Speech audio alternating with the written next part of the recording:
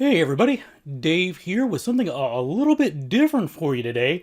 I got the beginner box for Pathfinder 2nd edition in the mail, just got it now, and I thought it might be fun to do a little bit of an unboxing video to show everybody what's in there and kind of share the joy of unpacking one of these with the community out there. Now, I don't know if I am going to be able to do a full, proper review of the beginner box. I might be able to do like a just a preview of my initial thoughts of the content at a later date. Before I can do a full review of it, I would want to be able to actually play through the adventure in it and really dive into it. But let's go ahead. Let's dive in and see what is in here. Alright, so, very familiar for anybody who uses the pawns. We've got a set of bases. Very glad to see they put a green one in there. That's the biggest challenge, is when all the pawns look the same and they all have black bases. It's kind of hard to sometimes call out some, but when you can just say, the green one does this, that makes it a lot easier. So I always appreciate when they throw in at least one of those colored stands for the pawns. A standard set of dice here, and I know we'll see it when we get inside of the actual books, but I like that they used a different color for each die.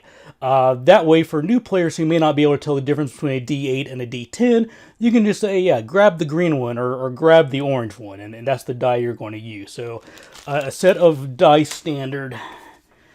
Let's see here. We've got a Sirenscape postcard from Sirenscape. This is another product I use, so another free plug for Sirenscape. Yeah, so read this first. What is Pathfinder? Well, if you're watching this video, you probably already know what Pathfinder is. Pretty standard there, but for folks who have never played before, that could be very helpful guidance. And there's going to be some flip mats as well, so cool. Player reference cards. Now, I got a feeling I might be using these, even though I'm not a beginner. I got a feeling these are going to be handy regardless. So it's got your action economy, 1, 2, 3 actions, and your reaction. How many actions to drop prone, to interact, to leap, seek, stand, and an explanation of those. The standard mechanic of the D20 with success and failures, difficulties. Very nice. Oh, okay, here we go. On the back are the most common conditions. So yes, I can guarantee you that this will be used on my game table with my experienced players, because it's always handy to be able to look these up pretty fast. So, concealed, flat-footed, frightened, grabbed, persistent damage, prone, restrained, slowed, unconscious, and wounded. And it comes with 1, 2, 3, 4, 5, 6. So nice. Even though it only comes with 4 pre-gen characters, they're giving us 6 of these cards so that we can have 6 people at the table. That's very, very good.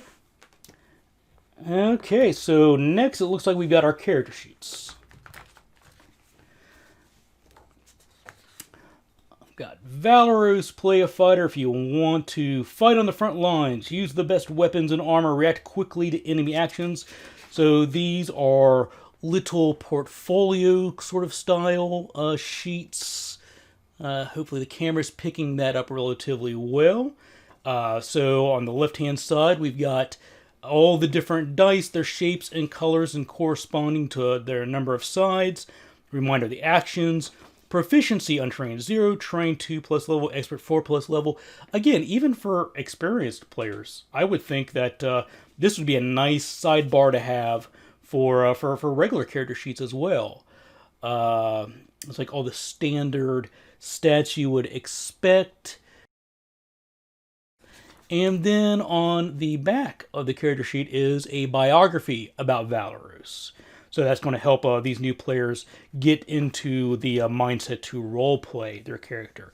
So that was Valorous. They've also got one for Ezrin, the Wizard, Kyra the cleric, and I want to guess it's going to be Mauricio at the end, yeah, and then Mauricio the rogue as the fourth one. So your standard party of fighter, rogue, cleric, and wizard. No big surprise there. Then next we've got the Hero's Handbook. Let's just flip through this real fast. Character creation. So yeah, so we're starting with our ABCs. We got our ancestry, our background, and our class. Then an example of play, very similar to what you would see in a core rule book. Okay, so here we go. What ancestries are we going to have? We've got dwarf, elf, and human. So again, pretty standard. Dwarf, elf, human. Then backgrounds. Acolyte, deckhand, farmhand, warrior. It seems like they're not giving you, everything that you're going to find in the core rulebook, but they are giving you a very nice set to get started. You could probably make a completely satisfying new character with just these rules, but it may not give you all the different options you're going to get from the core rulebook. Alright, so here we go. In Wizards, it talks about spellcasting, their spell book, and then we get into wizard spells. Saving throws, basic saving throws, how do those work?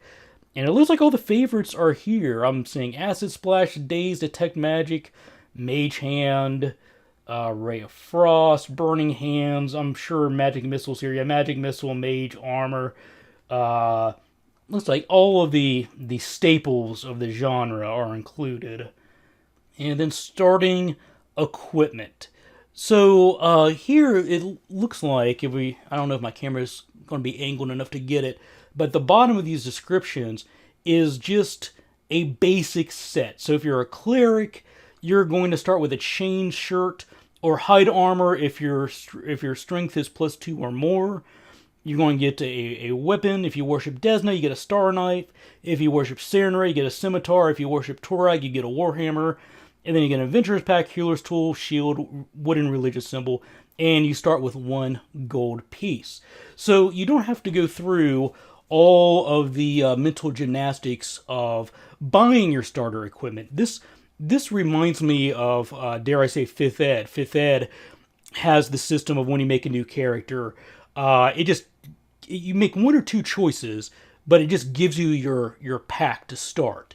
And I find that to be helpful at first level, because at first level your gear is pretty much just to get the ball rolling, and after that it's going to be stuff that you find adventuring anyway.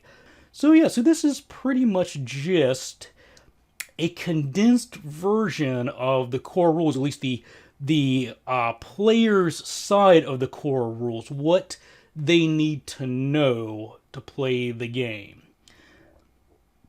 Ending up with skills. Alright. Yeah, so pretty good foundation there. Looks like next we have a number of blank character sheets. I'll hold these up so you can get a look at them.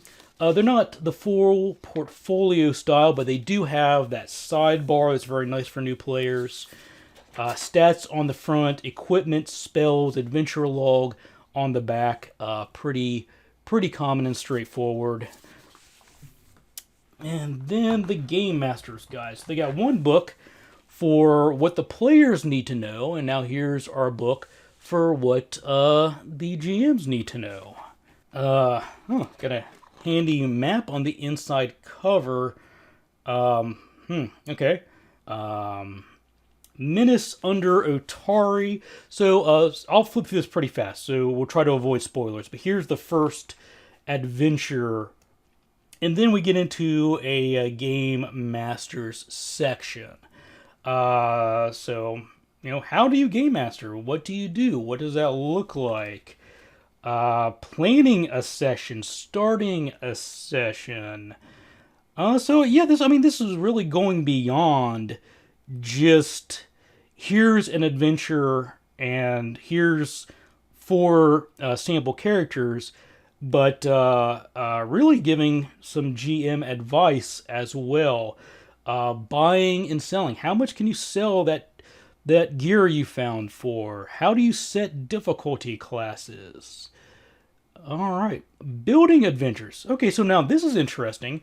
So it's going beyond simply the adventure that comes in the box, and is going the extra mile to tell you how to create your own adventures, and even helping you get the ball rolling with 8 story hooks there you could key off of. Let's see what else we got. Encounter groups. Okay, so help for designing level appropriate encounters. And I wonder if there isn't like a mini bestiary in here as well that you could pull from. Rewards, magic equipment that goes all the way up to 6th level for consumables and 5th level for permanent items. Okay, so if you're in an aquatic environment, well, here's what you need to know about swimming. If you're in the Arctic environment, here's how you keep your balance walking on ice. So I don't recall seeing something like that broken out in the regular rules, but that's handy. Whatever your environment is, here's the things you need to know. Well, that is nice. Hazards and traps, a section there. Okay, so we saw before the list of magic items. There's the details on all of them. And here we go with a proper bestiary for all the different monsters and whatnot. And yeah, I don't want there to be huge spoilers, so I'm going to flow through that pretty fast. That's actually a fairly sizable part of the book is on monsters. So, pleasant surprise here for the Game Master's Guide. It goes beyond simply telling you what you need to know to run the specific adventure that's included in the box, and really gives you tools to craft your own adventures, go beyond the scope of the box, and that's a pleasant surprise. I very much like that. That's giving you more, or at least would be giving me more than I would expect, more for my money's worth. Okay, so there is a double-sided map that is included in the box, as well as a set of pawns as advertised. I decided not to show those because I don't want to spoil the fun for anybody. But the last thing in the box here looks like an advertisement for Pathfinder Society Organized Play. And yeah, that's exactly what it is. If you want to know more, visit pathfindersociety.club for more information on joining the organized play and an advertisement for the standard core rule books that you would need to extend your adventures beyond the box set, and an ad for Troubles in Otari, which has not been released yet, but I'm looking forward to that coming out. That is a standalone adventure module that I understand follows immediately after the beginner's box, so you can go straight from that to new adventures.